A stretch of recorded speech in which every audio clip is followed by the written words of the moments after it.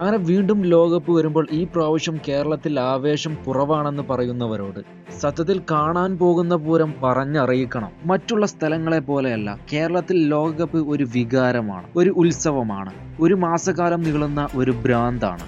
ലോകം മുഴുവൻ ഉറങ്ങുന്ന സമയത്ത് പോലും കേരളത്തിലെ ചായക്കടകളിൽ ലൈറ്റ് കത്തിക്കൊണ്ടിരിക്കും. കാരണം അവിടെ ഒരു ജനത കാത്തിരിക്കുന്നത് ഒരു കളിക്ക് വേണ്ടിയല്ല, ഒരു അനുഭവത്തിനാണ്.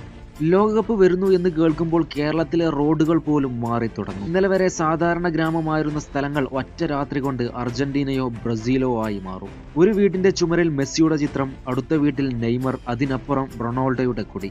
ഒരു ഫുട്ബോൾ പോലും ശരിയായി കളിക്കാത്ത ചെറിയ കുട്ടി വരെ അപ്പോൾ സഡൻലി ഫുട്ബോൾ അനലിസ്റ്റ് ആയി മാറുന്ന അവസ്ഥ. ഈ തവണ അർജന്റീനയാണ്, ഇല്ല ബ്രസീൽ കപ്പടിക്കും, ഫ്രാൻസിനെ അണ്ടർഎസ്റ്റിമേറ്റ് ചെയ്യരുത്. കേരളത്തിന്റെ വായുവിൽ പോലും അപ്പോൾ ഫുട്ബോൾ ഡിസ്കഷൻ ആയിരിക്കും.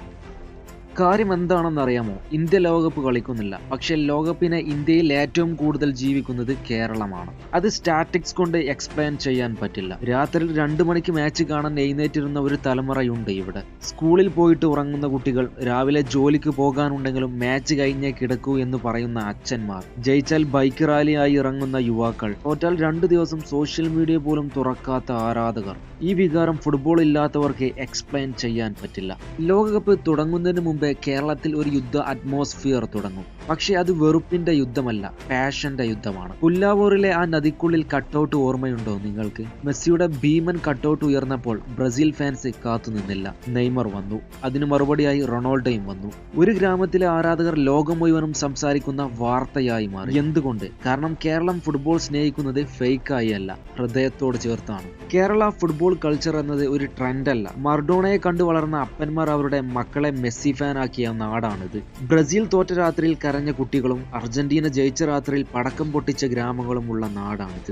ലോകകപ്പ് തുടങ്ങാൻ ഇനി ദിവസങ്ങൾ മാത്രം ബാക്കി നിൽക്കുമ്പോൾ കേരളത്തിന്റെ പൾസ് ആൾറെഡി മാറിക്കഴിഞ്ഞു. വാട്സ്ആപ്പ് DP മാറി, ഇൻസ്റ്റഗ്രാം റീൽസ് മുഴുവനും ഫുട്ബോൾ എഡിറ്റ്സ്, കടകളിൽ ജേഴ്സി വിൽപ്പന തുടങ്ങി, രാത്രി ഡിസ്കഷൻ തുടങ്ങി. ഓരോ ആരാധകനും മനസ്സിൽ ആൾറെഡി സ്വന്തം ഡ്രീം ഫൈനൽ കളിച്ചു കഴിഞ്ഞു. കാരണം ലോകകപ്പ് എന്നത് മാച്ചസ് മാത്രമല്ല, മെമ്മറീസും കൂടിയാണ്. ഒരു ഗോൾ, ഒരു കമന്ററി, ഒരു സെലിബ്രേഷൻ, ജീവിതം മുഴുവൻ മറക്കാൻ പറ്റാത്ത മെമ്മറീസ്. 2014 ജർമ്മനി ഡിസ്മേറ്റ് ചെയ്ത ബ്രസീലിനെ ഓർത്താലും ഇന്ന് പലർക്കും പെയിൻ ഉണ്ടാകും. 2022 മെസ്സി കപ്പ് ഉയർത്തിയപ്പോൾ ഇന്നും ഗൂസ് ബംസ് വരുന്നവർ ഇപ്പോഴുമുണ്ട്. റൊണാൾഡോ കരഞ്ഞത്, എംബാപ്പയുടെ ഫൈനൽ, എമി മാർട്ടിനസിന്റെ മൈൻഡ് ഗെയിംസ്, ഇതൊക്കെ മാച്ചസ് ആയിരുന്നില്ല, ഇറ്റ്സ് എ അബ്സല്യൂട്ട്ലി സിനിമ. അതുകൊണ്ടാണ് ഫുട്ബോൾ ലോകത്തിലെ ഏറ്റവും ഡേഞ്ചറസ് സ്പോർട്ട് എന്ന് പറയുന്നത്. ഇത് ആളുകളെ ഇമോഷണലി അറ്റാച്ച് ആകും. ഒരു പ്ലെയറിന്റെ ജയത്തിൽ നമ്മൾ സന്തോഷിക്കും, ഒരു ഡിഫീറ്റിൽ നമ്മൾ ദുഃഖിക്കും. നമ്മൾ ഒരിക്കലും കണ്ടിട്ടില്ലാത്ത ഒരു രാജ്യത്തിനായി നമ്മൾ രാത്രികൾ ഉറങ്ങാതിരിക്കും. That is the football, that is the world cup. ഇനി വരാനിരിക്കുന്ന വേൾഡ് കപ്പ് അത് മറ്റൊന്നാവട്ടെ. കാരണം ലോകകപ്പ് നമ്മളെ റിമൈൻഡ് ചെയ്യുന്നത് ഒരു കാര്യം മാത്രമാണ്. ഈ ലോകത്ത് ഭാഷകൾ വ്യത്യസ്തമായിരിക്കാം, രാജ്യങ്ങൾ വ്യത്യസ്തമായിരിക്കാം, പക്ഷെ ഒരു ഫുട്ബോൾ റോളിംഗ് തുടങ്ങുമ്പോൾ ലോകം മുഴുവനും ഒരേ ഇമോഷൻസ് ആകുന്നു. അതെ, വീണ്ടും സ്ലീപ്ലെസ് നൈറ്റ്സ് വരുന്നു, ഡിബേറ്റ്സ് വരുന്നു, ഗൂസ് ബംസ് മൊമെന്റ്സ് വരുന്നു. വീണ്ടും ചില താരങ്ങൾ ചരിത്രം എഴുതാൻ പോകുന്നു. അതെ, ലോകകപ്പ് വരുന്നു, കേരളം കാത്തിരിക്കുന്നു. നിങ്ങളുടെ ഇഷ്ട ടീം ഏതാണ്? താഴെ കമന്റ് ബോക്സിൽ രേഖപ്പെടുത്തുക.